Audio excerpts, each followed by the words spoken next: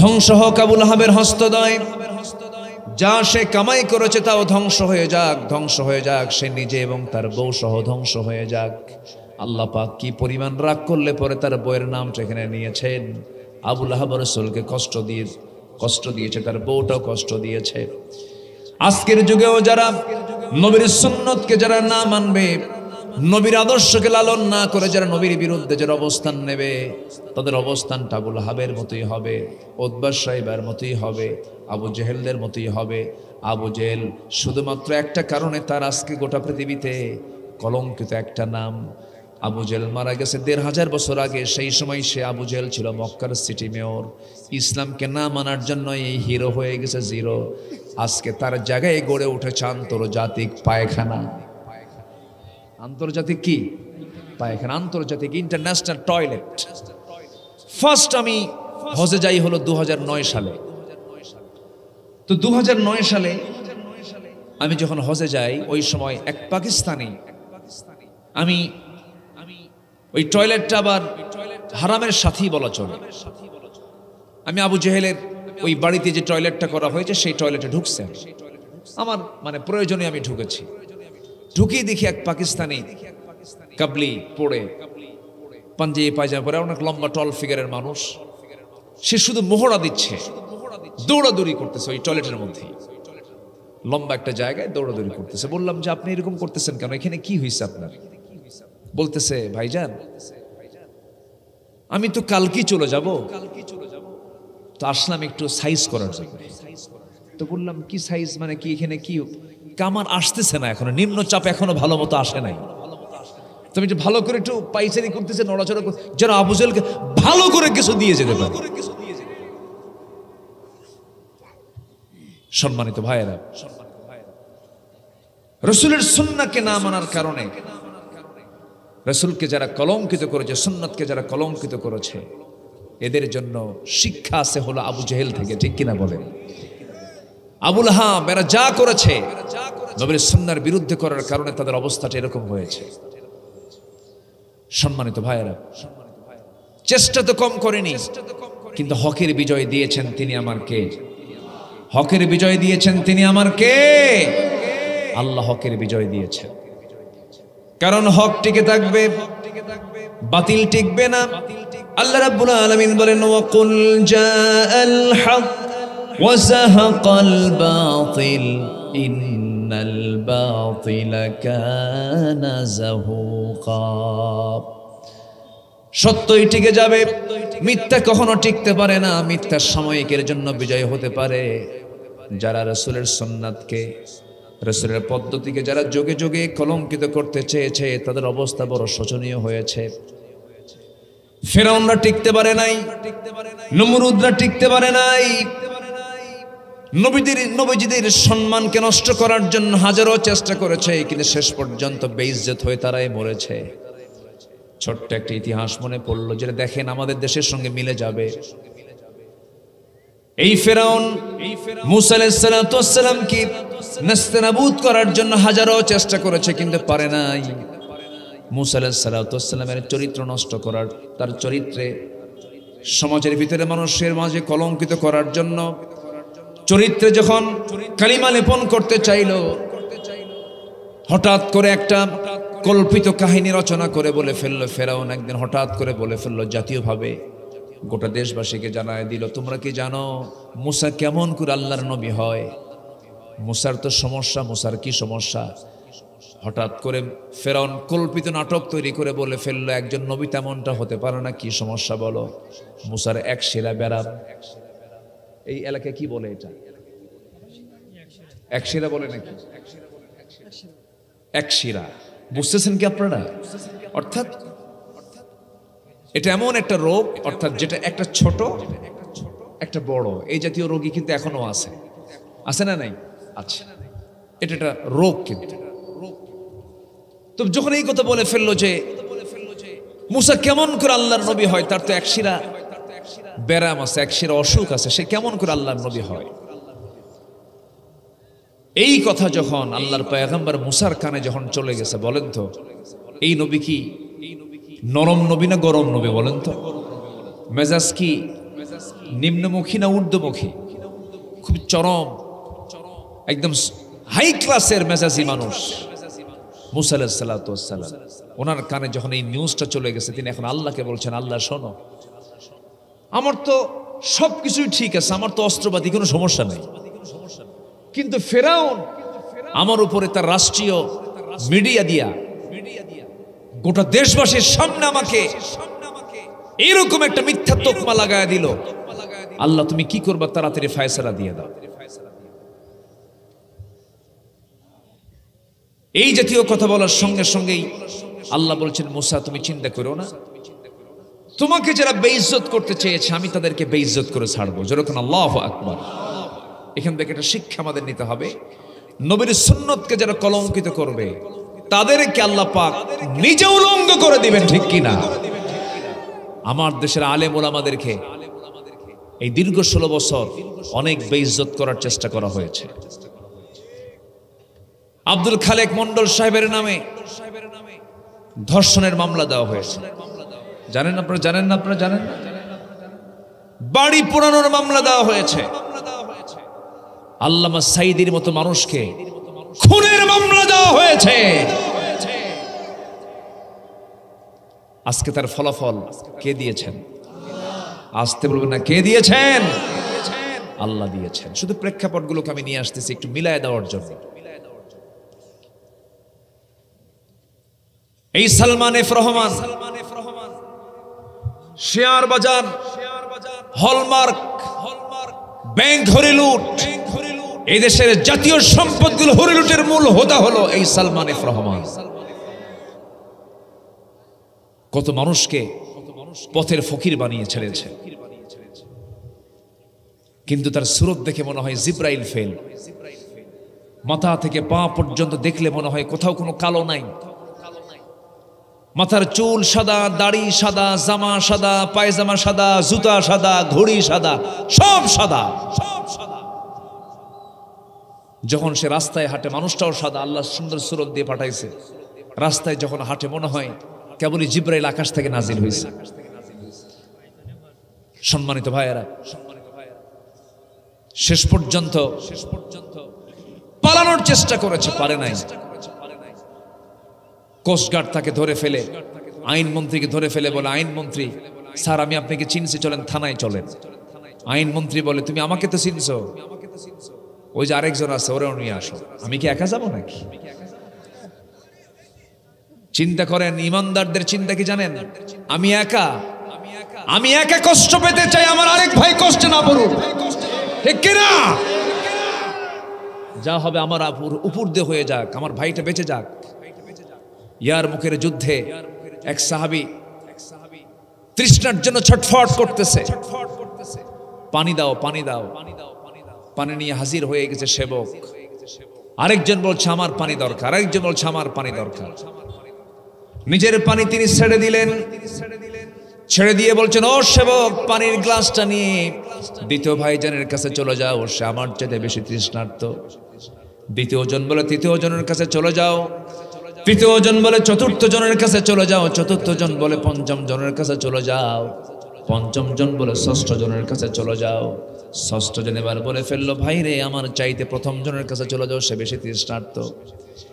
একটা গ্লাস পানি নিয়ে শুধু ছটফট করে দৌড়াচ্ছে, কিন্তু কেউ পানি পান করে না, কারণ সবার মধ্যে একটাই চেতনা ছিল আমার চাইতে আমার ভাইটা বেশি আগে সেবা পেয়ে যাক, সে বেঁচে থাকুক, অন্যজনকে প্রাধান্য দিয়েছে। এটাই হচ্ছে ইমানদারের লক্ষণ, ঠিক কি না? এটা কিসের লক্ষণ বলেন? ইমানদারের লক্ষণ। আর ফাসিকের লক্ষণ হলো আমি কি একা আসছি, আরেকজন সাথে আছে, ওই যে বসে আছে, লোকটা কে চেনা তো যায় না, মাথার চুল কালো, মোছ নাই, দাড়িও নাই, গেঞ্জি পরে আছে, লুঙ্গি পরা পরনে, লোকটাকে কে ভালো করে দেখো, ওটাই দরবেশ। বলে দিল কে? বলেন কে বলে দিল? চেনার কোনো ক্ষমতাই ছিল না। চিন্তা করা যায়, চেনার কোনো ক্ষমতাই ছিল না। সম্মানিত ভাইয়েরা, সম্মানিত বন্ধুগণ, এই আইন মন্ত্রীর নেতৃত্বে, এই বদমাইশদের নেতৃত্বে অনেক আলেমের জীবন চলে গেছে, ঠিক কিনা? তাদের ষড়যন্ত্রের বলি হয়েছেন আব্দুল খালেক মন্ডলদের মতো মানুষ, শহীদ নিজামী, আলী হাসান মুজাহিদের মতো মানুষ। আল্লাহ বলে দিলেন, ও আমার ফাসিক বান্দা, আমার মুমিন বান্দার উপরে যে তোকমা লাগিয়েছিস, তাদেরকে বেইজ্জত করতে চেয়েছিস, আমিও তো তাদেরকে উলঙ্গ করে ছেড়ে দিলাম। যা। সুন্নত অমান্য করলে কি পরিণাম হয় বাস্তব আমার দেশে প্র্যাকটিক্যাল দেখিয়ে দিয়েছেন। তিনি আমার কে? আসতে বলবেন, তিনি আমার কে? আল্লাহ রাব্বুল আলামিন বলেন, সুন্নাত মান ক্বাদ আরসালনা ক্বাবলাকা মির রুসুলিনা ওয়ালা তাজিদু লিসুন্নাতিনা তাহওয়িলা আকিমিস সালাতা লিদুলুকিশ শামসি ইলা গাসাকিল লাইল ওয়া কুরআনাল ফাজর ইন্না কুরআনাল ফাজরি কানা মাশহুদা। জোরে বলুন আল্লাহু আকবার। আমার বন্ধুগণ, নবীর সুন্নাহ, নবীর আদর্শকে যারা কলঙ্কিত করেছে তাদের পরিণাম কি হতে পারে? কোরআন সুস্পষ্ট জানান দিয়েছে বহু জায়গায়। এই পৃথিবীতে এক কথায় যদি বলা যায়, এই পৃথিবীতে সবার আগে যিনি সবচাইতে যিনি বড়, তিনি আমার কে বলেন? আসতে বলবেন, সবচেয়ে বড় তিনি আমার কে বলেন? সেই মহান রবের পরই যার মর্যাদা, যার সম্মান, যার মর্যাদা আল্লাহ পাক নিজে ঘোষণা করেছেন, তিনি অন্য কেউ নন, তিনি হচ্ছেন মুহাম্মদ সাল্লাল্লাহু আলাইহি ওয়াসাল্লাম। আল্লাহ রাব্বুল আলামিন তার মর্যাদা কত বেশি দিয়েছেন। আমার রব তার নিজের পরিচয় দিতে নিয়ে বলেছেন, যারা পারেন সুন্দর করে ঠোঁট মিলিয়ে আওয়াজ দিয়ে আমার সঙ্গে বলুন, আলহামদুলিল্লাহি রাব্বিল আলামিন। আর সে আল্লাহ আমার নবীর পরিচয় দিতে নিয়ে বলেছেন, ওয়ামা আরসালনাকা ইল্লা রাহমাতাল লিল আলামিন। আমার আল্লাহ হচ্ছেন রব্বুল আলামিন, আর আমার নবী হচ্ছেন রাহমাতুল লিল আলামিন। আমার নবীর শান কত, মান কত। নবীজির নামাজ শুরু হয়ে গেছে, রাসূল নামাজ পড়ছেন। তিনি প্রথম নামাজ পড়েছেন কিবলা হারামের দিকে না আকসার দিকে? বলেন কোন দিকে? আকসার দিকে। প্রথম কিবলা হলো হারাম না আকসা? কাবা না আকসা? আকসা, মসজিদুল আকসার দিকে। আমার নবীজি নামাজ শুরু করলেন। আল্লাহ পাক মসজিদে কিবলাতাইন আমাকে দেখার তৌফিক দিয়েছেন। মসজিদে কিবলাতাইন মানে হলো দুই কিবলাওয়ালা মসজিদ। আমার নবীজি সেই জায়গায় দাঁড়িয়ে দাঁড়িয়ে যখন নামাজ পড়ছিলেন, প্রথম দুই রাকাত তিনি মসজিদ আকসার দিকেই নামাজ পড়লেন। কিন্তু নামাজের মধ্যেই তার মনে হয়ে গেল, হারে আমার কিবলা যদি কাবা হতো কতই না ভালো হতো।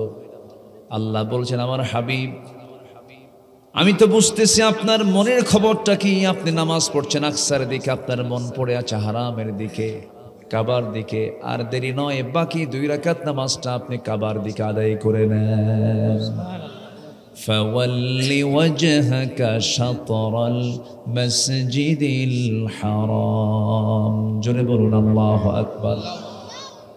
যার মনের চাওয়াকে আল্লাহ পাক কবুল করে নেন, সেই নবীর শান কত, মান কত, মর্যাদা কত। আমার বন্ধুগণ, সেই নবীর সুন্নতের প্রতি সাহাবায়ে কেরামের এত দরদ ছিল, এত সম্মান ছিল, এত শ্রদ্ধার চোখে নবীর সুন্নতকে তারা গ্রহণ করেছেন। নবীর প্রতি তারা মুহাব্বত রেখেছেন, এত গুরুত্ব দিয়েছেন। আমার নবীজি 100 লক্ষ সাহাবীর মাঝে যখন ওই আয়াতের যখন পুনরাবৃত্তি করলেন, ওহিটা নাজিল হলো, আল-ইয়াওমা আকমালতু লাকুম দীনাকুম ওয়া আতমামতু আলাইকুম নি'মাতি ওয়া রাদিতু লাকুমুল ইসলাম দীনা। এই আয়াত যখন নাযিল হয়ে গেল, লক্ষাধিক সাহাবীর ভিতরে আনন্দের স্ফুরণ দেখা গেল। সব সাহাবী আনন্দে আত্মহারা হয়ে গেছে। আল্লাহ আমাদের প্রতি রাজি হয়েছেন, দিনটা পরিপূর্ণ হয়ে গেছে। সব আনন্দে পাগলের মতো হয়ে গেছেন, সব আত্মহারা হয়ে গেছেন। সবার চোখে মুখে আনন্দের ছাপ প্রকাশ পাচ্ছে। কিন্তু আমার নবীজি লক্ষ্য করে দেখেন, সবাই আনন্দে উল্লাস করছে, কিন্তু আমার বাল্যদিনের বন্ধু, আমার খুব কাছের বন্ধু, হিজরতের বন্ধু, দুঃসময়ের বন্ধু, সুসময়ের বন্ধু, আমার বন্ধু বড় আবু বকর তো নাই। আমার আবু বকর কোথায় গেল? আমার রাসূল বলছেন, সাহাবীরা তোমরা সবাই আনন্দ করছো, উল্লাস করছো, আমার আবু বকরটা কোথায় গেল? খুঁজে আনো, তাকে একটু দেখতে চাচ্ছি। কেউ তাকে খুঁজে পায় না। ওই লোকগুলোর আড়ালে তিনি চলে গেছেন। একাকি এক জায়গায় তিনি বসে বসে ডুকরে ডুকরে কাঁদতেছেন।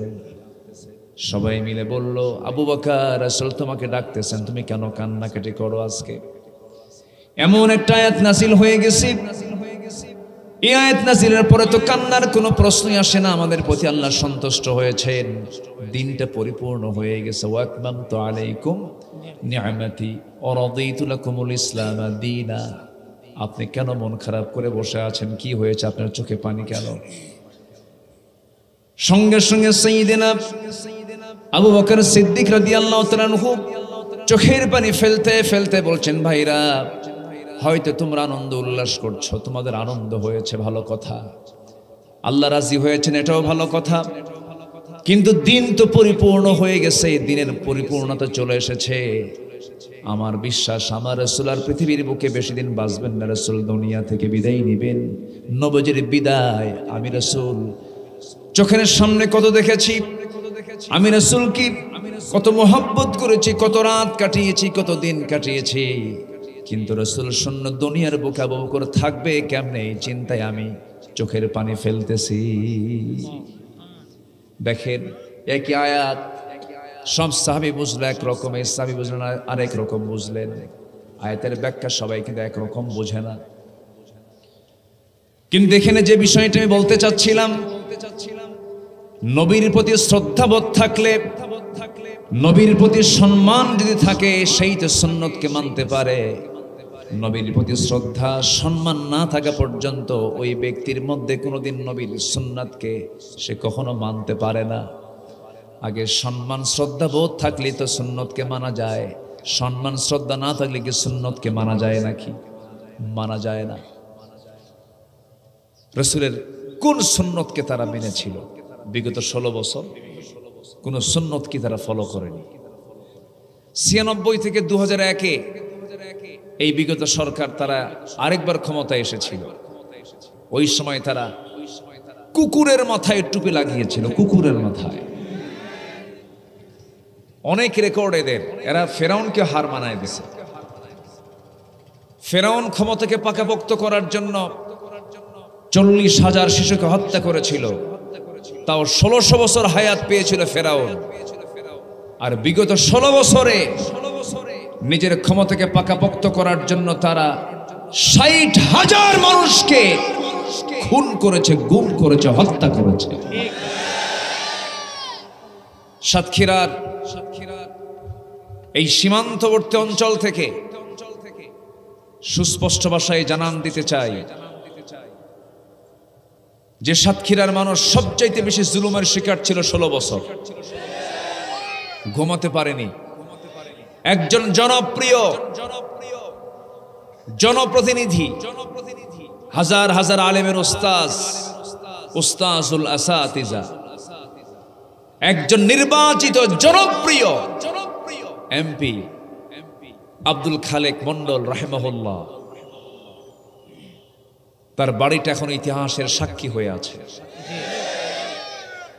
বুলডোজার দিয়ে একজন সংসদ সদস্যের বাড়ি বুলডোজার দিয়ে ভাঙ্গা হয়েছে।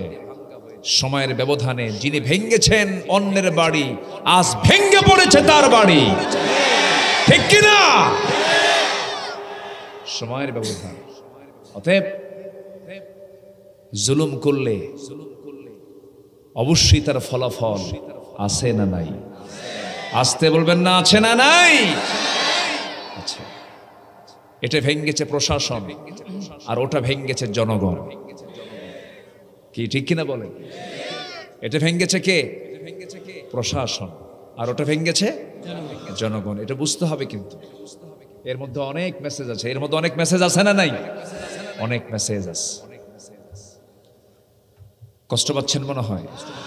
কষ্ট পেলে কিচ্ছু করার নাই তো। আমাকে কথা বলতেই হবে, আপনাকে কথা শুনতেই হবে, কারণ তাদের কাছে এই কথাগুলো আজকে মজা লাগবে না যারা এই জুলুমগুলো করেছে 16 বছর।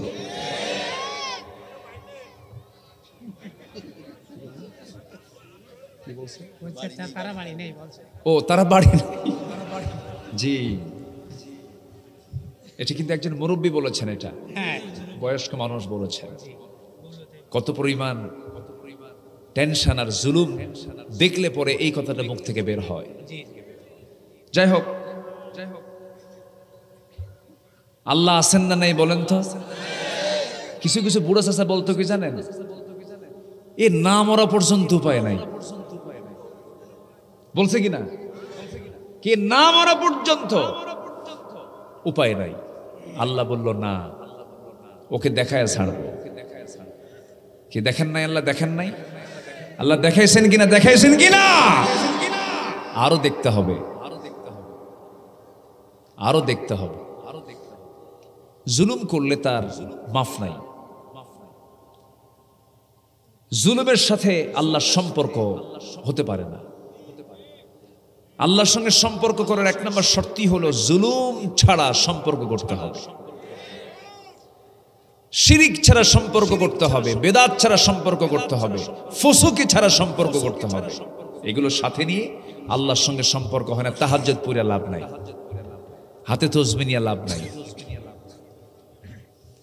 অভিনয় দেখলাম 16 বছর, বহু নির্বাচন আসলে পরই কি সুন্দর করে বক্তব্য দেয়। আগামী নির্বাচনে আমাকে যদি ভোট দেন, নির্বাচিত করেন, তাহলে মদিনার সনদে দেশ চালাবো। দেখছেন কত বড় মিথ্যা কথা কয়। কিসের সনদে কোন তো? কোথায় চার্টার অফ মদিনা? মদিনার সনদটা কোথায়? যাকে গবেষণা করে এখনো বিভিন্ন সনদ তৈরি হয়। চার্টার অফ মদিনা বলল যে মদিনার সনদে আমরা দেশ চালাবো। হ্যাঁ, মদিনার সনদে দেশ না চালালেও নরেন্দ্র মোদীর সনদে দেশ চালিয়েছে ওরা।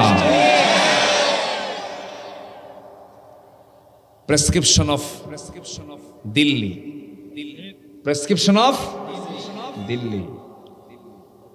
এখন বিজেপিদের দেখছেন মহড়া, দেখছেন বিজেপি এখন আপন শক্তিতে জ্বলে উঠেছে। সম্মানিত বন্ধুগণ, ইয়াকুম মিনকুম 20 সাবিরুন ইয়াগলিবু 200। আল্লাহ তাআলা বলছেন, তোমরা যদি 20 জন ঈমানদার সামনের দিকে দাঁড়িয়ে থাকো, 200 জনকে তোমরা পরাজিত করতে পারবে। 20 কোটি মুসলমানের দেশ বাংলাদেশ। টেনশন নাই, কোনো টেনশন নাই। জোরে বলি ইনশাআল্লাহ। আল্লাহ কি বললেন? তুমি যদি 20 জন হও, 200 জনের উপরে আমি তোমাকে বিজয় দিয়ে দেব। তাহলে 20 জন কয়শো জনকে হারাবে? 200 জনকে। তাহলে কয় গুণ হলো বলেন? বলেন 10 গুণ। ওদের সংখ্যা যদি হয় 200 কোটি, আমার আছে কত? কি সংখ্যা মিলছে? ব্যাখ্যা মিলতে হবে তো। আল্লাহর আয়াতের ব্যাখ্যার মিল হবে কিনা বলেন? গাজওয়াতুল হিন্দের দিকে সামনে এগিয়ে যাচ্ছে। ওরা মসজিদ ভেঙ্গে টুকরো টুকরো করা মানে ওরাও টুকরো টুকরো হয়ে যাবে সময়ের ব্যবধানে। আমরা 20 কোটি। আমরা কত? 20 কোটি। আল্লাহ বলছেন ইয়াকুম মিনকুম 20 সাবিরুন ইয়াগলিবু 200, 20 জন ধৈর্যশীল হলে পরে 200 জনের উপর আমি আল্লাহ নিজে বিজয় দিয়ে দেব। কিন্তু হতে হবে ধৈর্যহীন না ধৈর্যশীল? বলেন, ধৈর্যহীন না ধৈর্যশীল? ঈমানহীন না ঈমানদার? জালিম হওয়া যাবে না, মাজলুম হন, সমস্যা নেই। জালিম হলে কায়দা না বেকায়দা? বেকায়দা, চরম বিপদে পড়তে হবে। আমাকে সময় দিতে হবে, কিন্তু আমাকে সময় দিচ্ছেন তো নাকি ইনশাআল্লাহ? কারো কোনো সমস্যা নাই তো? জোরে বলি ইনশাআল্লাহ। আসুন মূল আলোচনার দিকে আস্তে আস্তে চলে যাই। নবীর সুন্নতকে আমরা অস্বীকার করব না স্বীকার করব? স্বীকার করলে গজব না রহমত? আর না মানলে কি? আরো জোরে কোন? আবুল আহাবের কি হয়েছে বলেন বলেন? গজব হয়নি? ধ্বংস হয়নি? সূরা লাহাব কিসের সূরা? রহমতের সূরা। কিসের সূরা বলেন? গজবের সূরা, ধ্বংসের সূরা। কার ধ্বংস? আবুল আহাবের। আল্লাহ রাব্বুল আলামিন আবুল আহাবকে দাঁড় করিয়েছেন। নবীর সুন্নতকে মানলে কি হতে পারে? আবুল আহাবের দিকে তাকায় দেখো। সুন্নতকে না মানলি তাকায় দেখো আবু জেহেলের দিকে। আবু জেহেল এত বড় নেতা ছিল, এত বড় মেধাবী ছিল, আল্লাহ তাকে এত পরিমাণ জ্ঞান দান করেছিলেন। উটের পায়খানা দেখে বলতে পারতো এটা কোন গোত্রের উট। উটের পায়খানা দেখে, উটের পায়খানা দেখে বলতো যেটা কোন গোত্রের উট হতে পারে। মানুষের পদচিহ্ন দেখে বলতে পারতো এটা কোন গোত্রের পদচিহ্ন, কোন গোত্রের লোকদের পদচিহ্ন। আবু জাহেল যেদিন বদর প্রান্তর আবু জাহেল তার 1000 সৈন্য নিয়ে বদর প্রান্তরে হাজির হলো, সেই দিন আমার নবীজির নেতৃত্বে ছিল হলো 313 জন। আর ওরা হলো কতজন? 1000। কয় গুণ বেশি? প্রায় 3 গুণ। আর এইদিকে আল্লাহ তাআলা বলছেন কি 20 জনে কতজন? 200 জন। তার চাইতে সেখানে তো আরো বেশি আছে। সেই যুদ্ধের দিন আবু জাহেল সবাইকে নিয়ে তাজুদ্দীপ্ত ভাষণ দিচ্ছিল। এমন সময় উতবা, শাইবা, মুগিরা, ওয়ালিদ সব এক জায়গায় দাঁড়িয়ে বলল, আবু জাহেল আমরা 450 মাইল অতিক্রম করে বদর নামক প্রান্তর পর্যন্ত আসলাম। সত্যি করে বলো তো আমরা যার বিরুদ্ধে যুদ্ধ করতে আসছে লোকটা কি, লোকটা কেমন? তুমি আবু জাহেল বলো তো। আবু জাহেল বলতেছে আকাশের নিচে আর জমিনের উপরে মুহাম্মদ বিন আব্দুল্লাহর চাইতে ভালো মানুষ আমার চোখে পড়ে নাই।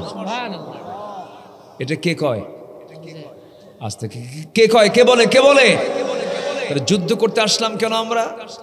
আবু জাহেল বলে যুদ্ধ করতে আসার কারণ মুহাম্মদ নয়, যুদ্ধ করতে আসার কারণ তার উপরে নাজিল হওয়া কোরআনের জন্য নয়। কোরআনও সঠিক, মুহাম্মদও সঠিক, ইসলামও সঠিক, কিন্তু যুদ্ধ করতে এসেছে শুধু একটা মাত্র কারণ, ক্ষমতার জন্য, চেয়ার রক্ষা করার জন্য। এই চেতনার লোক এখন আছে না নাই? আসতে বলবেন না, আছে না নাই? কেউ কিন্তু বলেনি সাইদি সাহেব খারাপ মানুষ, ওরাও বলেনি লোকটা ভালো, কিন্তু রাজনীতি করতে আসলো কেন? কি আমার কথা কি বুঝতেছেন আপনারা? নিজামী সাহেব ভালো মানুষ, রাজনীতি করতে আসলো কেন? রক্তের প্রয়োজন। আমি নিজের সাক্ষী, আমি ঢাবির ছাত্র ছিলাম। ঢাকা ইউনিভার্সিটির হলগুলো ইয়াং ছেলে পেলে সেখানে থাকে, হলে ছাত্রাবাসে থাকে। রক্তের প্রয়োজন হলে পরে এসে বলতো রক্ত লাগবে, কার কোন গ্রুপ আছে। তো রক্তের সময় বলতো যে রক্তগুলো যেন অন্য কোন দলের ছেলে পেলেন না হয়, ওরা গাঁজা খায়, মদ খায়, রক্ত যেন শিবিরের ছেলের হয়। ওরা রক্ত শিবিরের নেই, বাঁচা রাখ দিয়া। রক্ত ভালো, মিথ্যা কথা কয় না, সব ঠিক আছে, কিন্তু দোষ হলো রাজনীতি করে। মানে ওরা ভাবছে রাজনীতি ওদের পৈতৃক সম্পত্তি। আমরা এই 54 বছরে দেখেছি কেউ বাপের রাজনীতি করে, কেউ স্বামী রাজনীতি করে। কি ঠিক কিনা বলেন? কারো বাপের দেশ, কারো স্বামীর দেশ, মাঝখান দিয়ে আমরা শেষ। আমাদের সব দেখা শেষ। আগামীর দেশ আমরা দেখতে চাই কোরআনের দেশ। রাজি আছেন কারা কারা? হাত হাত উঁচু করে দেখান মুসলমান।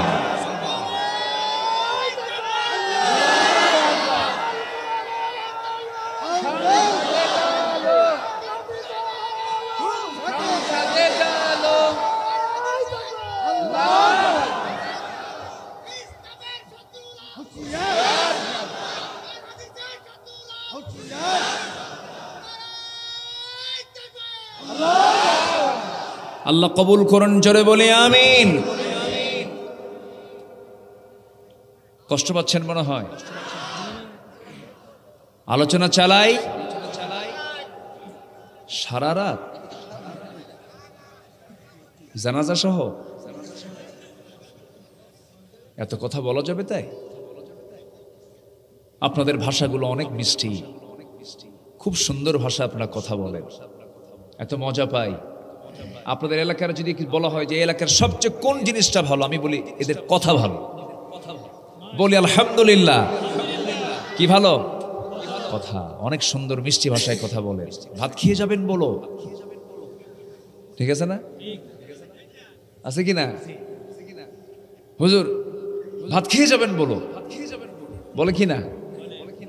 বলো শব্দটা আপনাদের এলাকার ভাষার হলো গহনা। মেয়েদের মানায় কিসে বলেন তো? গহনায়। ভাষার কিছু গহনা আছে না নাই? ভাত খেয়ে যাবেন বলো, এই বলো শব্দটা এক্সেস, এটা আপনার ভাষার গহনা। নোয়াখালীতে ওদের ভাষার গহনা হলো কেন। হুজুর ভাত খাবেন কেন? কি কথা কি বুঝতেছেন? আচ্ছা। দোয়া করবেন কেন? হুজুর ভাত খাবেন কেন? কি কথা বোঝেন নাই? এটা তাদের ভাষার গহনা। লক্ষ্মীপুরে ওদের ভাষার গহনা হলো যে, হুজুর দোয়া করবেন যে, কোথায় যাবেন যে, এখানে বসেন যে। তাদের ভাষার শেষে কি বলে? যে। রাজশাহীতে যাবেন, সেখানে গো, ভাত খেয়েছে গো, ঠিক আছে না? এটা টান মারে। সেখানে একটু মধ্যে তোবাই হয়, একালি পরিমাণ। কোথায় যাচ্ছ গো, এটা টান মারে। আবার চলে যাবেন ময়মনসিংহের দিকে, জামালপুরের দিকে, ওই দিকের মাঠ বিশাল বড়, জমির মাঠগুলো মাইলকে মাইল দেখা যায় না, অনেক লম্বা, ওদের ভাষাও খুব লম্বা। হুজুর কোথায় যাইবিন? ভাত খাইছন? এখানে একদম প্রায় 3 আলি পরিমাণ টান দেয়। তো এই যে ভাষাগুলো, সব ভাষার গহনা কে দিয়েছেন? কে দিয়েছেন? আল্লাহ দিয়েছেন। তবে শ্রেষ্ঠ ভাষার গহনা হলো কোরআনে কারীম। জোরে কোন সুবহানাল্লাহ। এর চাইতে শ্রেষ্ঠ গহনা পৃথিবীতে আর। হাজি হজে গেছে, মন খারাপ, তার ভাষা কেউ বোঝে না। সাতক্ষীরা বাড়ি তো, মন খুব খারাপ। 1.5 মাস 45টা দিন থেকে আসছে, কথা বলতে গেলে কথা বোঝে না। তো বুড়ো চাচা হজ থেকে ফেরার পরে, দেশে আসার পরে বলছে, চাচা হজ কেমন করলো? বাবা এমন দেশে গেছিলাম, কোথাও কোনো বাংলা পাই নাই। 2 জায়গায় বাংলা পাইছি। কোথায়? মুয়াজ্জিন যখন আযান দিল, ইমাম যখন সূরা ফাতিহা পড়ল। কি কথা বুঝতেছেন কি? আযান বুঝি বাংলা, শুনে শুনে বাংলা হয়ে গেছে। কত সুন্দর ভাষা, বলি আলহামদুলিল্লাহ।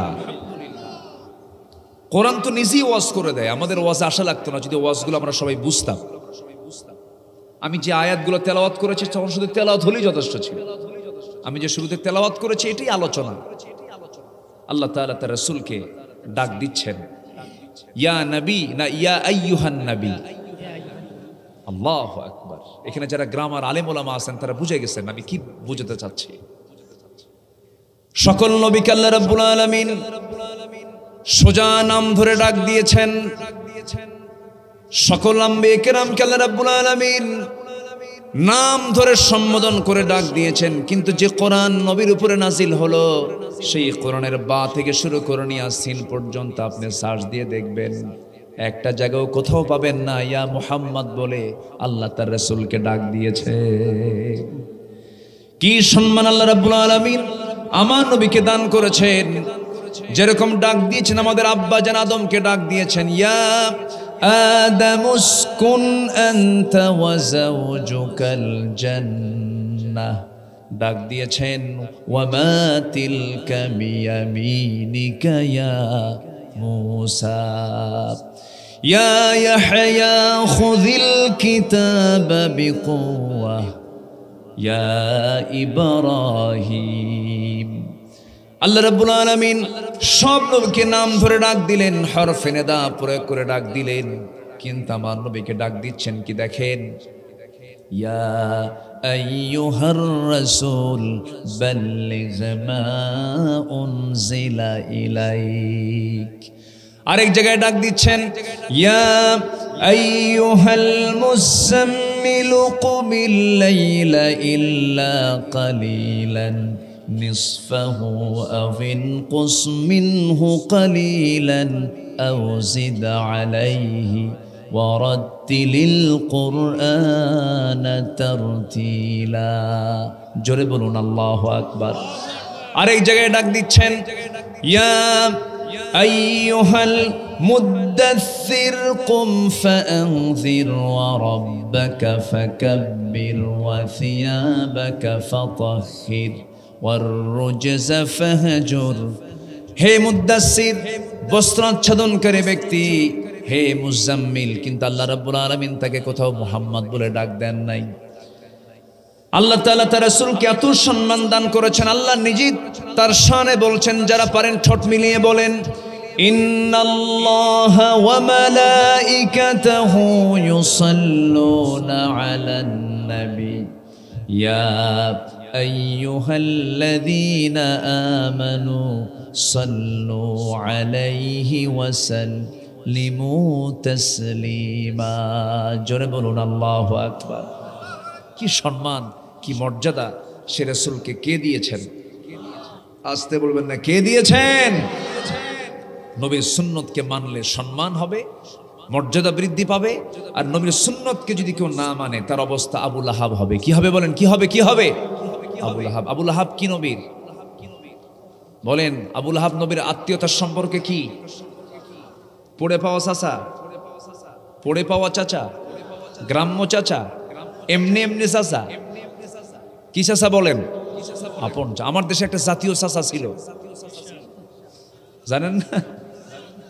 হ্যাঁ, মরে গেছে। আর কি বলবো, লা তাসুবুল আমওয়াত ফাইন্নাহুম কদ আফদাউ ইলা মা কদ্দামু। হাদিস আসছে, তোমরা মৃত ব্যক্তিকে গালি দিও না। আর না কিছু বলি, মরেই গেছে। জাতীয় চাচা ছিল, সকালবেলা এক কথা, বিকেলবেলা আরেক কথা। শুধু যদি এই লোকটা যদি শক্ত অবস্থানে থাকতো, জাতির আজকে অবস্থান সৃষ্টি হতো না, এতগুলো প্রাণ যেত না। শুধু নিজের স্বার্থের দিকে তাকিয়ে অনেকে চলতে চায় না। নিজের স্বার্থ দেখার আগে জাতীয় স্বার্থ দেখার দরকার আছে না নাই? বলেন, দেশের স্বার্থ দেখার দরকার আছে না নাই? আচ্ছা, আমি দোয়া করে দিই নাকি? এই যে দুই একজন করে ওঠে, তাহলে কি করব বলেন তো? একটু বসেন। হ্যাঁ, ও চলে গেলে লস হয়ে যাবে না, দেখছেন কি সুন্দর করে বললো, আলহামদুলিল্লাহ। ওটা রাস্তা, ওটা মাঝখানে, মাঝখান দিয়ে রাস্তা, এটা কেন? এটা বন্ধ করে দেওয়া যায়? মানে মেইন রোড এটা। ওরে আল্লাহ, রাস্তা আটকে মাহফিল করতেছেন, এটা কেমন? কষ্ট দিয়ে ফেলতেছে আপনাদের, কষ্ট হচ্ছে না তো আপনাদের? আচ্ছা, কেউ নড়াচড়া করবেন না। এটা ওয়াজ মাহফিল, তাফসীর মাহফিল। এখানে যদি কেউ শৃঙ্খলার ভঙ্গ, যদি এই জাতীয় শৃঙ্খলা ভঙ্গের যদি কোনো দৃষ্টি ফেরেশতাদের দৃষ্টিতে পড়ে যায়, দৃষ্টিগোচর হয় যে এটা শৃঙ্খলা ভঙ্গ হলো, আর ওরা যদি মামলা দেয়, জামিন পাওয়া যাবে? সাবধান, এখানে খুব আদব নিয়ে থাকতে হবে। একটু বসে। তাহলে নবীর সুন্নতকে যদি না মানা হয়, কলঙ্কিত করা হয়, তাহলে তার পরিণত কে হবে বলেন তো? কার মতো হবে? কার মতো হবে? আবু লাহাবের মতো হবে। এই দিকে লক্ষ্য করে আল্লামা ইকবাল বলেছেন, বেমুস্তাফা বরসানে খাহিশ রাকে দিন হমিন আস্ত, अगर बेवाने रसीदे तमाम बुलहबी अस्त। তোমার আদর্শ যদি নবীর আদর্শের সঙ্গে মিলে যায়, ভাবতে হবে তোমার জন্য এটা সঠিক দিন। আর তোমার আদর্শের সাথে যদি নবীর আদর্শের মিল না পড়ে, ভাবতে হবে তোমার সমস্ত আমলগুলো আবু লাহাবের হয়ে গেছে।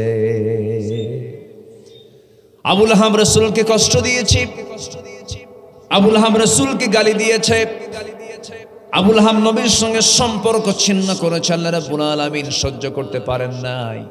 আল্লাহ রাসূলকে বুঝাচ্ছেন, হে রাসূল আপনাকে গালি দিলে আমার সহ্য হয় না, আমি আপনাকে জানায় দিচ্ছি, যারা পারেন ঠোঁট মিলিয়ে বলুন তাব্বাত ইয়াদা আবি লাহাবি ওয়া তাব্বা মা আগনা আনহু মালুহু ওয়া মা কাসাব سيصلى نارا ذات لهب وامرأته حمالة الحطب في جيدها حبل من مسد। ধ্বংস হোক আবু লাহাবের হস্তদ্বয়, যা সে কামাই করেছে তাও ধ্বংস হয়ে যাক, ধ্বংস হয়ে যাক সে নিজে এবং তার বউ সহ ধ্বংস হয়ে যাক। আল্লাহ পাক কি পরিমাণ রাগ করলে পরে তার বউয়ের নামটা এখানে নিয়েছেন। আবু লাহাব রাসূলকে কষ্ট দিয়েছে, তার বউটাও কষ্ট দিয়েছে। আজকের যুগেও যারা নবীর সুন্নতকে যারা না মানবে, নবীর আদর্শকে লালন না করে যারা নবীর বিরুদ্ধে যারা অবস্থান নেবে, তাদের অবস্থানটা আবু লাহাবের মতোই হবে, উতবা সাইবার মতোই হবে, আবু জেহেলদের মতোই হবে। আবু জেহেল শুধুমাত্র একটা কারণে তার আজকে গোটা পৃথিবীতে কলঙ্কিত একটা নাম। আবু জেহেল মারা গেছে ১৫০০ বছর আগে, সেই সময় সে আবু জেহেল ছিল মক্কার সিটি মেয়র। ইসলামকে না মানার জন্য এই হিরো হয়ে গেছে জিরো। আজকে তার জায়গায় গড়ে উঠেছে আন্তর্জাতিক পায়খানা। আন্তর্জাতিক কি পায়খানা, আন্তর্জাতিক ইন্টারন্যাশনাল টয়লেট। ফার্স্ট আমি হজে যাই হলো ২০০৯ সালে। তো ২০০৯ সালে আমি যখন হজে যাই, ওই সময় এক পাকিস্তানি, আমি ওই টয়লেটটা আবার হারামের সাথী বলা চলে। আমি আবু জেহেলের ওই বাড়িতে যে টয়লেটটা করা হয়েছে সেই টয়লেটে ঢুকছে, আমার মানে প্রয়োজনে আমি ঢুকেছি। ঢুকিয়ে দেখি এক পাকিস্তানি কাবলি পড়ে, পাঞ্জাবি পায়জামা পরে, অনেক লম্বা টল ফিগারের মানুষ, সে শুধু মোহরা দিচ্ছে, দৌড়াদৌড়ি করতেছে ওই টয়লেটের মধ্যে, লম্বা একটা জায়গায় দৌড়াদৌড়ি করতেছে। বললাম যে আপনি এরকম করতেছেন কেন, এখানে কি হয়েছে আপনার? বলতেছে ভাইজান আমি তো কালকেই চলে যাব, তো আসলাম একটু সাইজ করার জন্য। তো বললাম কি সাইজ মানে কি, এখানে কি কামান আসতেছে না এখনো, নিম্নচাপ এখনো ভালো মতো আসে নাই, তুমি একটু ভালো করে একটু পাইচারি করতেছে, নড়াচড়া করতে, যেন আবু জেহেলকে ভালো করে কিছু দিয়ে যেতে পারে। সম্মানিত ভাইয়েরা, রাসূলের সুন্নাহকে না মানার কারণে, রাসূলকে যারা কলঙ্কিত করেছে, সুন্নাতকে যারা কলঙ্কিত করেছে, এদের জন্য শিক্ষা আছে হলো আবু জেহেল থেকে, ঠিক কিনা বলেন? আবু লাহাব এরা যা করেছে নবীর সুন্নাহর বিরুদ্ধে করার কারণে তাদের অবস্থাটা এরকম হয়েছে। সম্মানিত ভাইয়েরা, চেষ্টা তো কম করেনি, কিন্তু হকের বিজয় দিয়েছেন তিনি আমার কে? হকের বিজয় দিয়েছেন তিনি আমার কে? আল্লাহ হকের বিজয় দিয়েছেন। কারণ হক টিকে থাকবে, বাতিল টিকবে না। আল্লাহ রাব্বুল আলামিন বলেন ওয়াকুল জাআল হক ওয়া যাহাকাল বাতিল ইন্নাল বাতিলা কানা যাহুকা। সত্যই টিকে যাবে, মিথ্যা কখনো টিকতে পারে না। মিথ্যা সাময়িকের জন্য বিজয় হতে পারে। যারা রাসূলের সুন্নাতকে, রাসূলের পদ্ধতিকে যারা যোগে যোগে কলঙ্কিত করতে চেয়েছে, তাদের অবস্থা বড় শোচনীয় হয়েছে। ফিরআউনরা টিকতে পারে নাই, নমরুদরা টিকতে পারে নাই। নবীজিদের সম্মানকে নষ্ট করার জন্য হাজারো চেষ্টা করেছে, কিন্তু শেষ পর্যন্ত বেইজ্জত হয়ে তারাই মরেছে। ছোট্ট একটা ইতিহাস মনে পড়লো, যেটা দেখেন আমাদের দেশের সঙ্গে মিলে যাবে। এই ফিরআউন মূসা আলাইহিস সালামকে নাস্তানাবুদ করার জন্য হাজারো চেষ্টা করেছে, কিন্তু পারে নাই।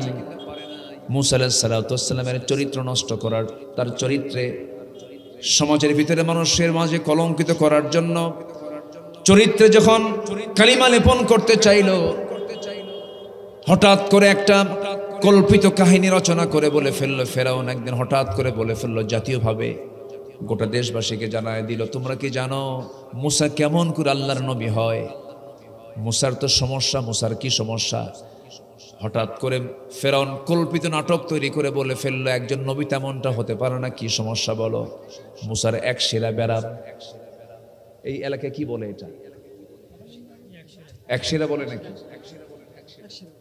এক শিরা, বুঝতেছেন কি আপনারা? অর্থাৎ এটা এমন একটা রোগ, অর্থাৎ যেটা একটা ছোট একটা বড়, এই জাতীয় রোগী কিন্তু এখনো আছে, আছে না নাই? আচ্ছা, এটা একটা রোগ। কিন্তু তো যখন এই কথা বলে ফেললো যে মুসা কেমন করে আল্লাহর নবী হয়, তার তো এক শিরা ব্যারাম আছে, এক শিরা অসুখ আছে, সে কেমন করে আল্লাহর নবী হয়? এই কথা যখন আল্লাহর পয়গম্বর মুসার কানে যখন চলে গেছে, বলেন তো এই নবী কি নরম নবী না গরম নবী? বলেন তো মেজাজ কি নিম্নমুখী না ঊর্ধ্বমুখী? খুব চরম, একদম হাই ক্লাসের মেজাজি মানুষ মুসা আলাইহিস সালাতু ওয়াস সালাম। ওনার কানে যখন এই নিউজটা চলে গেছে, তিনি এখন আল্লাহকে বলছেন, আল্লাহ শোনো, আমার তো সবকিছুই ঠিক আছে, আমার তো অস্ত্রপাতি কোনো সমস্যা নেই, কিন্তু ফেরাউন আমার উপরে তার রাষ্ট্রীয় মিডিয়া দিয়া গোটা দেশবাসীর সামনে আমাকে এরকম একটা মিথ্যা তোকমা লাগায় দিল। আল্লাহ তুমি কি করবা, তাড়াতাড়ি ফয়সালা দিয়ে দাও। এই জাতীয় কথা বলার সঙ্গে সঙ্গেই আল্লাহ বলছেন, মুসা তুমি চিন্তা করো না, তোমাকে যারা বেইজ্জত করতে চেয়েছে আমি তাদেরকে বেইজ্জত করে ছাড়বো। যেরকম আল্লাহু আকবার। এখান থেকে একটা শিক্ষা আমাদের নিতে হবে, নবীর সুন্নতকে যারা কলঙ্কিত করবে তাদেরকে আল্লাহ পাক নিজে উলঙ্গ করে দিবেন, ঠিক কিনা? আমার দেশের আলেম ওলামাদেরকে এই দীর্ঘ 16 বছর অনেক বেইজ্জত করার চেষ্টা করা হয়েছে। আব্দুল খালেক মন্ডল সাহেবের নামে ধর্ষণের মামলা দেওয়া হয়েছে, জানেন আপনারা? জানেন না? আপনারা জানেন না? বাড়ি পোড়ানোর মামলা দেওয়া হয়েছে। আল্লামা সাইদির মতো মানুষকে খুনের মামলা দেওয়া হয়েছে। আজকে তার ফলাফল কে দিয়েছেন? আসতে বলবেন না, কে দিয়েছেন? আল্লাহ দিয়েছেন। শুধু প্রেক্ষাপটগুলোকে আমি নিয়ে আসতেছি একটু মিলায় দেওয়ার জন্য। এই সালমান এফ রহমান শেয়ার বাজার, হলমার্ক, ব্যাংক হরিলুট, এই দেশের জাতীয় সম্পদগুলো হরিলুটের মূল হোতা হলো এই সালমান এফ রহমান। কত মানুষকে পথের ফকির বানিয়ে ছেড়েছে, কিন্তু তার সুরত দেখে মনে হয় জিব্রাইল ফেল। মাথা থেকে পা পর্যন্ত দেখলে মনে হয় কোথাও কোনো কালো নাই। মাথার চুল সাদা, দাড়ি সাদা, জামা সাদা, পায়জামা সাদা, জুতা সাদা, ঘড়ি সাদা, সব সাদা। যখন সে রাস্তায় হাঁটে মানুষটাও সাদা, আল্লাহ সুন্দর সুরত দিয়ে পাঠাইছে। রাস্তায় যখন হাঁটে মনে হয় কেবলই জিব্রাইল আকাশ থেকে নাজিল হয়েছে। সম্মানিত ভাইয়েরা, শেষ পর্যন্ত পালানোর চেষ্টা করেছে, পারে নাই। কোস্টগার্ড তাকে ধরে ফেলে, আইনমন্ত্রীকে ধরে ফেলে, বলে আইনমন্ত্রী স্যার আমি আপনাকে চিনছি, চলেন থানায় চলেন। আইনমন্ত্রী বলে তুমি আমাকে তো চিনছো, ওই যে আরেকজন আছে ওরেও নিয়ে আসো। আমি কি একা যাবো নাকি? চিন্তা করেন, ইমানদারদের চিন্তা কি জানেন? আমি একা কষ্ট পেতে চাই, আমার আরেক ভাই কষ্টে না পড়ুক, ঠিক কিনা? যা হবে আমার উপর দিয়ে হয়ে যাক, আমার ভাইটা বেঁচে যাক। ইয়ার মুখের যুদ্ধে এক সাহাবী তৃষ্ণার জন্য ছটফট করতেছে, পানি দাও পানি দাও। পানি নিয়ে হাজির হয়ে গেছে সেবক। আরেকজন বলছে আমার পানি দরকার, আরেকজন বলছে আমার পানি দরকার। নিজের পানি তিনি ছেড়ে দিলেন, ছেড়ে দিয়ে বলছেন ও সেবক পানির গ্লাসটা নিয়ে দ্বিতীয় ভাইজানের কাছে চলে যাও, সে আমার চেয়ে বেশি তৃষ্ণার্ত। দ্বিতীয় জন বলে তৃতীয় জনের কাছে চলে যাও, তৃতীয় জন বলে চতুর্থ জনের কাছে চলে যাও, চতুর্থ জন বলে পঞ্চম জনের কাছে চলে যাও, পঞ্চম জন বলে ষষ্ঠ জনের কাছে চলে যাও। ষষ্ঠ জন এবার বলে ফেললো ভাই রে আমার চাইতে প্রথম জনের কাছে চলে যাও, সে বেশি তৃষ্ণার্ত। একটা গ্লাস পানি নিয়ে শুধু ছটফট করে দৌড়াচ্ছে, কিন্তু কেউ পানি পান করে না, কারণ সবার মধ্যে একটাই চেতনা ছিল আমার চাইতে আমার ভাইটা বেশি আগে সেবা পেয়ে যাক, সে বেঁচে থাকুক, অন্যজনকে প্রাধান্য দিয়েছে। এটাই হচ্ছে ইমানদারের লক্ষণ, ঠিক কি না? এটা কিসের লক্ষণ বলেন? ইমানদারের লক্ষণ। আর ফাসিকের লক্ষণ হলো, আমি কি একা আসছি, আরেকজন সাথে আছে, ওই যে বসে আছে, লোকটা কে চেনা তো যায় না, মাথার চুল কালো, মোছ নাই, দাড়িও নাই, গেঞ্জি পরে আছে, লুঙ্গি পরা পরনে, লোকটাকে কে ভালো করে দেখো, ওটাই দরবেশ। বলে দিল কে? বলেন কে বলে দিল? চেনার কোনো ক্ষমতাই ছিল না। চিন্তা করা যায়, চেনার কোনো ক্ষমতাই ছিল না। সম্মানিত ভাইয়েরা, সম্মানিত বন্ধুগণ, এই আইন মন্ত্রীর নেতৃত্বে, এই বদমাইশদের নেতৃত্বে অনেক আলেমের জীবন চলে গেছে, ঠিক কিনা? তাদের ষড়যন্ত্রের বলি হয়েছেন আব্দুল খালেক মন্ডলদের মতো মানুষ, শহীদ নিজামী, আলী হাসান মুজাহিদের মতো মানুষ। আল্লাহ বলে দিলেন, ও আমার ফাসিক বান্দা, আমার মুমিন বান্দার উপরে যে তোকমা লাগিয়েছিস, তাদেরকে বেইজ্জত করতে চেয়েছিস, আমিও তো তাদেরকে উলঙ্গ করে ছেড়ে দিলাম। যা। সুন্নত অমান্য করলে কি পরিণাম হয়, বাস্তব আমার দেশে প্র্যাকটিক্যাল দেখিয়ে দিয়েছেন। তিনি আমার কে? আসতে বলবেন, তিনি আমার কে? আল্লাহ আছেন না নাই? খুব দূরে না খুব কাছে? ওয়ানাহনু আকরাবু ইলাইহি মিন হাবলিল ওয়ারিদ। খুব কাছে আমার আল্লাহ, সব দেখেন। আল্লাহকে ফাঁকি দেওয়ার কোনো সুযোগ নাই, আল্লাহকে দূরে রাখার কোনো সুযোগ নাই। আল্লাহ বলছেন, বান্দারে আমি তোর স্কন্দ শিরার চেয়েও নিকটে থেকে যাই। দিনের আলোতে কি করিস, রাতের আধারে কি করিস, সব খবর আমার কাছে জানাস। একজন পয়গম্বরের কথা বলছিলাম, মুসা আলাইহিস সালাতু ওয়াস সালাম, মনে আছে তো নাকি সবার? এই মুসা আলাইহিস সালাতু ওয়াস সালামকে যখন এই জাতীয় কলঙ্কিত করার জন্য, যখন তার দেহের একটা ত্রুটির কথা যখন জাতীয়ভাবে বলে ফেলল, আল্লাহ রাব্বুল আলামিন বলছেন, মুসা চিন্তা করো না, ফয়সালা করে দেব। মুসা আলাইহিস সালাতু ওয়াস সালাম একদিন তাফসীরে এসেছে, সহিহ riwayat এটা, গোসল করার জন্য তিনি ঘাটে নামলেন, পুষ্কুনিতে নামলেন, পানিতে নামলেন। কিন্তু সেই সময়ের কালচার ছিল, সেই সময় তার কাছে দ্বিতীয় কোনো লুঙ্গি ছিল না, একটা লুঙ্গি তার পরনে ছিল। তিনি যে লুঙ্গিটা খুলে আরেকটা লুঙ্গি পরবেন এমন কোনো কাপড় তার কাছে ছিল না। হালতের কারণে, পরিবেশের কারণে করলেন কি, লুঙ্গিটা তিনি নিজের পরনের লুঙ্গিটাই তিনি রাখলেন, একটা পাথরের উপরে রাখলেন। পাথরের উপরে রেখে গোসল করার জন্য পানিতে নামলেন, গোসলটা হয়ে গেছে, ওই লুঙ্গিটাই তিনি আবার পরবেন।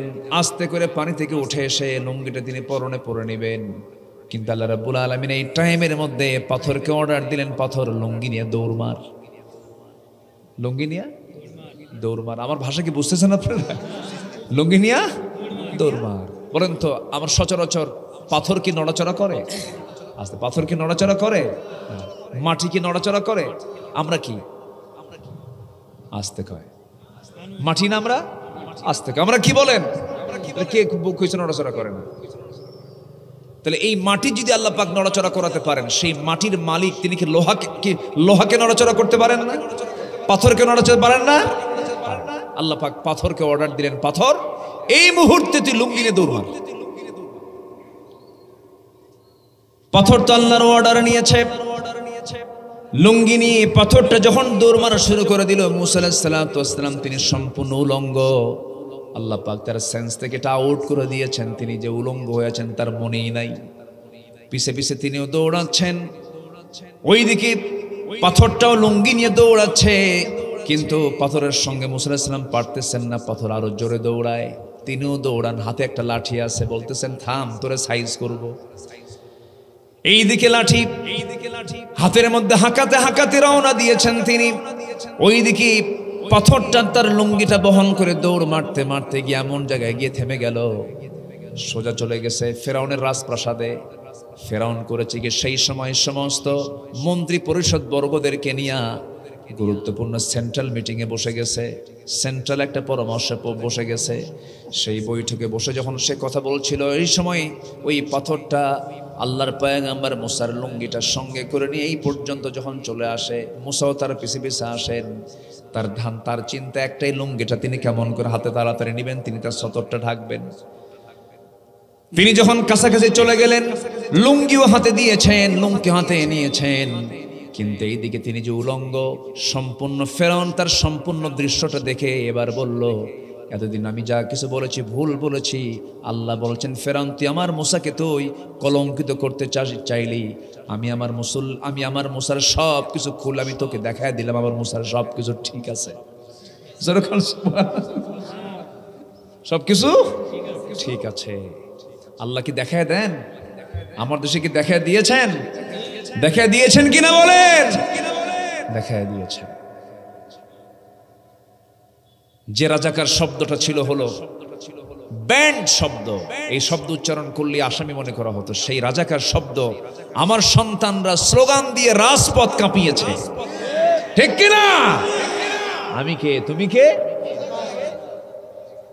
চিন্তা করেন আল্লাহ কি পারেন না? আল্লাহ সব পারেন। এজন্য নবীর কোন সুন্নতকে যদি কেউ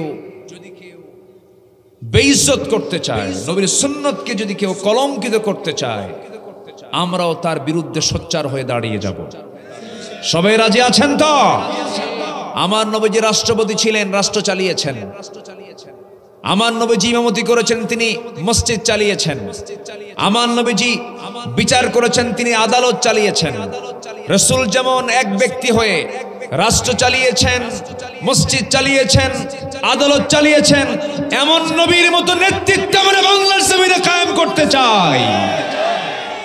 আমরা ইমাম দেখতে চাই, বাইতুল মুকাররমের যিনি খুতবা দিবেন তিনি বঙ্গভবনের বাসিন্দা হবেন।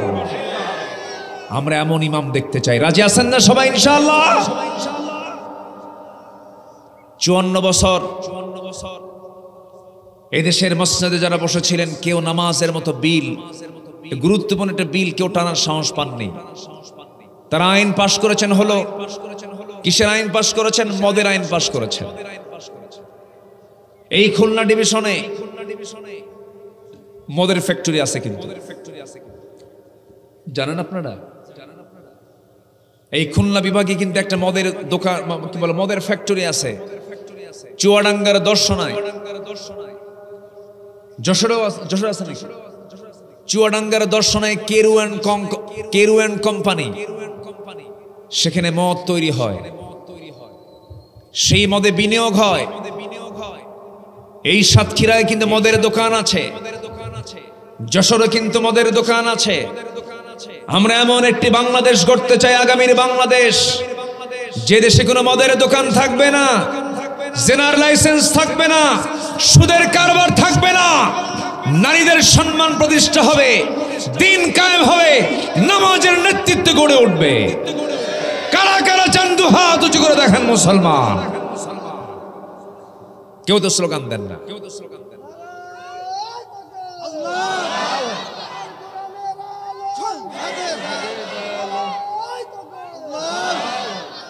আল্লাহ কবুল করুন, জোরে বলি আমিন। আরো জোরে আল্লাহুম্মা আমিন। সম্মানিত ভাইয়েরা, নবীর সুন্নতকে মানলে আমরা জান্নাত যাব না জাহান্নামে যাব? বলেন বলেন বলেন বলেন বলেন। আর সুন্নতকে যদি না মানি, সুন্নত কাকে বলে? দাড়ি রাখা নাকি? বলেন বলেন বলেন বলেন।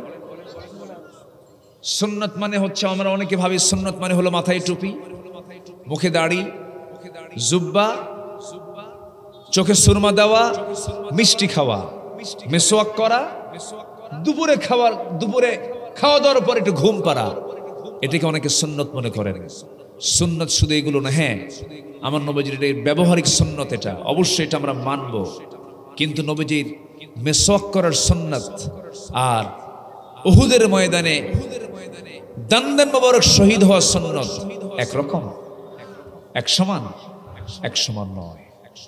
সহজ সুন্নতকে মানব, কঠিন সুন্নতকে মানব না, এটা নবীর অনুসরণ নয়। নবীর অনুসরণ হতে হবে এক জায়গায় না সব জায়গায়? আসতে বলবেন না, এক জায়গায় না, সব জায়গায়। আমি যেখান থেকে তেলাওয়াত করেছি সেই তেলাওয়াতকৃত আয়াত আল্লাহ রাব্বুল আলামিন রাসূলকে শাহিদ বলেছেন, মুবাশশির বলেছেন, নাযীর বলেছেন, দাঈ বলেছেন। সেই নবীজির জীবন থেকে আমরা মোটামুটি 15টা অনুকরণীয় আদর্শ আমরা আজকে শুনে যাব এক কথায়। অনেক রাত হয়েছে তো, আমি আর 10 থেকে 15 মিনিট সময় চাচ্ছি। আমি কিন্তু শুরুতেই সবাইকে বলেছিলাম আমাদের শেষ কাজ কি হবে বলেন তো? দোয়া। দোয়া না করে কেউ যাবেন? আমরা একসঙ্গে দোয়া করে এখান থেকে বিদায় নেব, কেউ আমরা না নড়ি। 15টা অনুকরণীয় অনুসরণীয় আদর্শ। এর মধ্যে 1 নাম্বার হচ্ছে আমরা দাওয়াত দেব মানুষকে। কার পথে? আসতে বলবেন না, কার পথে? কিসের দিকে দাওয়াত? কার দিকে দাওয়াত? দুনিয়ার কোন আইনের দিকে দাওয়াত দেব না। এই দেশে আল্লাহর আইন চাই এমন দলও আছে, আবার মানুষের আইন চাই এমন দলও আছে না নাই? আচ্ছা, আমরা কার আইন চাবো? আল্লাহর আইন চাবো। নাম্বার 2 হলো সাহসিকতা। নাম্বার 3 হলো ধৈর্য ধারণ। নাম্বার 4 হলো শ্রেষ্ঠ সুমহান চরিত্র। নাম্বার 5 হলো পরিবারের প্রতি দায়িত্বশীলতা। নাম্বার 6 হলো আমানতদারিতা, ন্যায় বিচার। নাম্বার 7 হলো এতিম নিকটাত্মীয় প্রতিবেশীর সঙ্গে সুন্দর আচরণ। নাম্বার 8 হলো আল্লাহর বিধানের প্রতি শর্তহীন আনুগত্য। নাম্বার 9 হলো আল্লাহর জন্য দিনের কাছে কঠিন পরিস্থিতিতে সবর ধরা। নাম্বার 10 হলো ইমানের পথে অবিচল থাকা। হাজারো বিপদ আসুক, ইমানের উপরে টিকে থাকতে হবে। তার জন্য একটি বাস্তব প্রমাণ, একটি প্র্যাকটিক্যাল প্রমাণ ছিল এই জামানার যারা ওমরের নেতৃত্ব দিয়েছেন, আবু বকরের নেতৃত্ব দিয়েছেন, একজন অন্যতম একজন বাস্তব প্রমাণ হচ্ছেন আপনার প্রতিবেশী আব্দুল খালেক মন্ডল। কি ঠিক কিনা বলেন? কি ত্যাগ তাদের, কি কুরবানি তাদের। শুধু যদি বলতেন আমি দল করব না, আমি দল ছেড়ে দিলাম, আমি দলকে প্রত্যাখ্যান করলাম, জেল খাটা লাগতো না। কিন্তু ইমানের পথে কি ছিলেন? অবিচল ছিলেন, অটল ছিলেন। এটাই হচ্ছে সবচাইতে রাসূলের অনুসরণীয়, নবীজির অনুসরণীয় যতগুলো দিক আছে এর মধ্যে অন্যতম একটি গুরুত্বপূর্ণ একটি অনুকরণীয় অনুসরণীয় দিক। নাম্বার 11 হলো আল্লাহর প্রতি তাওয়াক্কুল করা। জীবনের সকল জায়গায় তাওয়াক্কুল করব কার উপরে? আসতে বলবেন না, কার উপরে? নাম্বার 12 হলো কাজে কর্মে একা সিদ্ধান্ত না নিয়ে পরামর্শ করা। আমার নবীজির সারা জীবনের এগুলো ছিল হলো আদর্শ। রাসূল একা তো করতে পারতেন, কিন্তু রাসূলকে একা করেছেন না সাহাবে কেরামকে নিয়ে করেছেন? সাহাবে কেরামকে নিয়ে করেছেন। ওয়া আমরুহুম শুরা বাইনাহুম ওয়া শাবিরহুম ফিল আমরি ফাইদা আযামতা ফাতাওয়াক্কাল আলাল্লাহ। নাম্বার 13 হলো বিনম্র স্বভাব এবং ক্ষমাশীলতা। নাম্বার 14 হলো কুফরের প্রতি চরম কঠোরতা। নাম্বার 15 হলো মুমিনের প্রতি রহম দিলওয়ালা। এই 15টা নবীজির অনুকরণীয় আদর্শ আমরা আমাদের জীবনে বাস্তবায়ন করব, সেই তৌফিক কামনা করে আমি আমার কথা আর বাড়াতে চাচ্ছি না। অনেক রাত হয়েছে, অনেক রাত, কিন্তু অনেক দূর থেকে মাহফিল আসছেন। 15 কিলো, 20 কিলো, 25-30 কিলোমিটার দূর থেকেও, শ্যামনগর থেকেও কিছু লোক আসছে। তারপরে পার্শ্ববর্তী কলারোয়া থেকে বিভিন্ন জায়গা থেকে লোকজন আসছেন। অনেক রাত হয়েছে, গাড়ি করে যানবাহনে আসছেন। আল্লাহ যেন সবার বাড়িতে ফিরে যাওয়া পর্যন্ত আল্লাহ পাক যেন সবার জন্য যেন নিরাপদ করে দেন। জোরে বলি আল্লাহুম্মা আমিন। আমি আর কথা না বাড়িয়ে সোজা আমরা সবাই একটু নামাজের মতো করে বসি, নামাজের মতো করে বসি। দোয়ার আগ দিয়ে একটু মাহফিল কমিটি আমাকে বলেছেন একটু ব্যাগটা দিলে ভালো হয়। ব্যাগ কি দেওয়া হয়েছিল এর আগে? দেওয়া হয়েছিল? আচ্ছা, আরেকবার একটু ব্যাগটা দিলে ভালো হয়। হয়তো আগে দিয়েছেন একবার, 12টার পরে দেন। তাহাজ্জুদের সময় হয়ে গেছে, দোয়া কবুলের সময় হয়ে গেছে। যে যা পারি আমরা সবাই একটু দেওয়ার চেষ্টা করব। সবাই বলি সুবহানাকাল্লাহুম্মা, জোরে বলি সুবহানাকাল্লাহুম্মা ওয়া বিহামদিকা আশহাদু আল্লা ইলাহা ইল্লা আনতা আস্তাগফিরুকা ওয়া আতুবু ইলাইকা। চিৎকার মেরে বলি ইয়া আল্লাহ, আরো জোরে ইয়া আল্লাহ। আমার জীবনের সগীরা কবিরা, ছোট বড় সব গুনাহ তুমি আল্লাহ মাফ করে দাও। জোরে বলুন ইয়া রাব্বাল আলামিন, ইয়া রাব্বাল আলামিন, ইয়া রাব্বাল আলামিন। আমার মা বোন আজকের মাহফিলে যারা আসছেন সবাই আমরা এখন আল্লাহর কাছে চাবো। মা বোনদের কাছে শুধু আমার একটা অনুরোধ, সেটা হচ্ছে দয়া করে নিজের সৌন্দর্যের সকল দিকগুলো স্বামীর জন্য বরাদ্দ রাখবেন। সৌন্দর্যের দিকগুলো পরপুরুষের সামনে আকৃষ্ট করার জন্য দেখাবেন না। আজকের এই দুনিয়াতে শুধু এই পর্দার নিয়মটা আপনি রক্ষা করে চলবেন, আল্লাহ পাক জাহান্নামকে পর্দা করে আল্লাহ পাক আপনার জন্য 8টা জান্নাতের দরজা খুলে দিবেন। আল্লাহ তুমি এলাকার মা বোনদেরকে কমপ্লিট পর্দা করার তৌফিক দিয়ে দাও।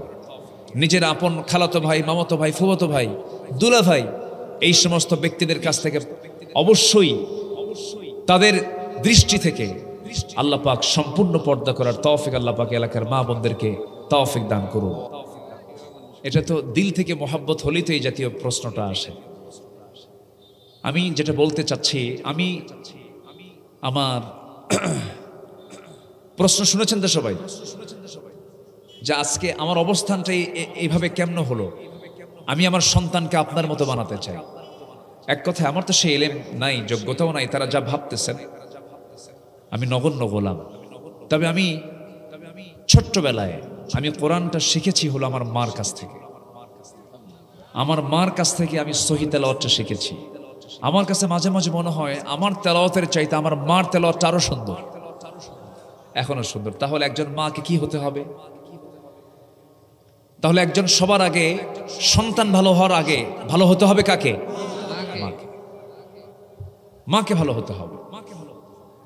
আপনার কথা, আপনার চলা, আপনার হাসি, আপনার কান্না, আপনার ভাষা, আপনার আচরণ, আপনার মুআমালাত, আপনার সমস্ত কাজকর্ম সম্পূর্ণ নকল করে হলো সন্তান, ঠিক কিনা? এই জন্য সবচেয়ে বেশি অনুকরণ যাকে করে সে হচ্ছে মা, তিনি হচ্ছেন বাবা। বাপ এবং মা যদি ভালো হয় অধিকাংশ ক্ষেত্রে সন্তান ভালো হয়ে যায়। বলি আলহামদুলিল্লাহ, জোরে বলি আলহামদুলিল্লাহ। এই জন্য হিসনুল উম্মাহাত লিল বানিনা ওয়াল বানাত, সন্তানদের জন্য সবচাইতে বড় ইউনিভার্সিটি হলো মায়ের কোল। মায়ের কোলটা হচ্ছে সবচেয়ে বড় ইউনিভার্সিটি। এখানে যদি ভালো কিছু পেয়ে যায় বাকি জীবনে সে ভালো কিছুই করতে পারে। এই জন্য আমার মা, ওই টেলিভিশন সেটের সামনে সময় দেওয়া যাবে না, স্টার জলসা, স্টার প্লাস আর মোবাইলের ডিভাইস এইগুলো সময় দিয়ে জীবনকে নষ্ট করবেন না। সন্তান পেটে আসছে সূরা ইয়াসিন পড়বেন, সন্তান পেটে আসছে সূরা ইউসুফ পড়বেন, সন্তান পেটে আসছে সূরা রহমান পড়বেন। সন্তান পেটে লালন করে আপনি বেশি করে দরুদ শরীফ পড়বেন। আল্লাহর কসম আপনার সন্তান হাসান বসরি হবে, আপনার সন্তান খালিদ বিন ওয়ালিদের চরিত্রবান হবে। এই জন্য আপনাকে সুন্নাহর উপরে থাকতে হবে। আম্মা জান আয়েশার চরিত্র আপনার মধ্যে নিয়ে আসতে হবে, খাদিজার চরিত্র আপনার মধ্যে নিয়ে আসতে হবে। আল্লাহ রাব্বুল আলামিন এলাকার মা বোনদেরকে মারিয়াম, আম্মা জান আয়েশা, আম্মা জান খাদিজা, এই সমস্ত মহিয়সী জান্নাতের রমণীদের আদর্শে তাদেরকে উজ্জীবিত হয়ে বাকি জীবন পরিচালনা করার তৌফিক আল্লাহ পাক দান করুন। জোরে বলি আল্লাহুম্মা আমিন, আরো জোরে আল্লাহুম্মা আমিন। জানেন আমি আমপাড়া অর্থাৎ 30তম পারা আমি কোন দিন মুখস্থ করছি আমার মনেই নাই। আম্মা প্রত্যেক দিন ছোটবেলায় আমার মনে আছে, আমার যখন 7-8 বছর বয়স খাওয়াতো সূরা ফিল শোনাতেন, আবার দুপুরে খাওয়াতো সূরা কুরাইশ শোনাতেন। এরকম করে করে আমি আম্মার কাছ থেকেই 30তম পারা কোরআনে কারীমের যে 30 নম্বর যে পারাটা এটা আমি মুখস্থ করে ফেলেছি। এজন্য মা যারা আছেন, আপনি কি জানেন পৃথিবীর শ্রেষ্ঠ শিক্ষার জায়গা হচ্ছে না আপনি। আপনি এই বিষয়টা খেয়াল রাখবেন। আপনাকেও যোগ্যতা অর্জন করতে হবে, আপনাকেও শিক্ষিত হতে হবে। ইসলাম মেয়েদেরকে অশিক্ষিত করতে বলে না শিক্ষিত করতে বলে? শিক্ষিতা। কিন্তু মেয়েদের জন্য পারফেক্ট হচ্ছে দ্বীনি শিক্ষা অর্জন করা। মায়েরা দ্বীনি শিক্ষাটা প্রথমের দিকে গুরুত্ব রাখবেন। আগের যুগে দাদারা যখন বিয়ে করতে যেতেন, মেয়ে পক্ষের কাছে যখন যেতেন, তখন দাদারা দাদিকে প্রশ্ন করতেন কোরআন পড়তে পারেন নাকি। আর এখন ভাইয়েরা যখন ভাবি বানাতে যায় প্রশ্ন করে আপনি কি সফটওয়্যারের কাজ পারেন, আপনি ল্যাপটপ কতটুকু পারেন। এই যে আইডিয়াটা, এটা কিন্তু আমাদেরকে ধ্বংসের দিকে ঠেলে দিচ্ছে। একটা আবেদা সালেহা পর্দাশীল একটা মেয়ে পাওয়া মানে কি জানেন? বিশাল সৌভাগ্য। এই দুনিয়াতে একটা পুরুষ যদি ভালো পর্দাশীলা মেয়ে পায়, এর চাইতে বড় উপহার আর দ্বিতীয়টা হতে পারে না। আল্লাহ রাব্বুল আলামিন যুবকদেরকে বোঝার তৌফিক দান করুন। জোরে বলি আল্লাহুম্মা আমিন। আসুন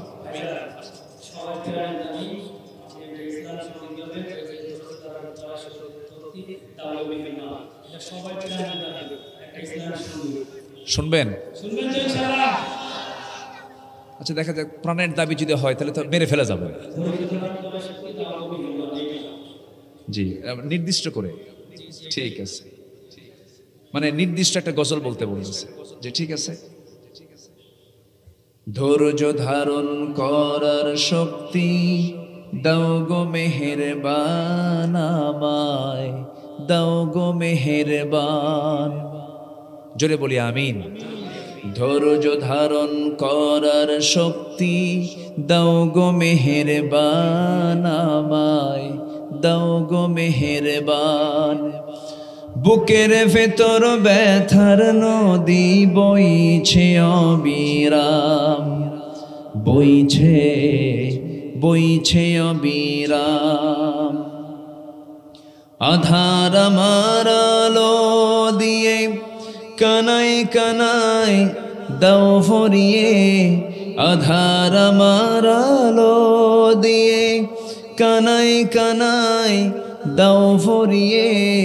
অন্তর জোড়ে দাও গো প্রভু ভোরের পাখির গান। বুকের ভেতর ব্যথার নদী বইছে অবিরাম, বইছে বইছে অবিরাম।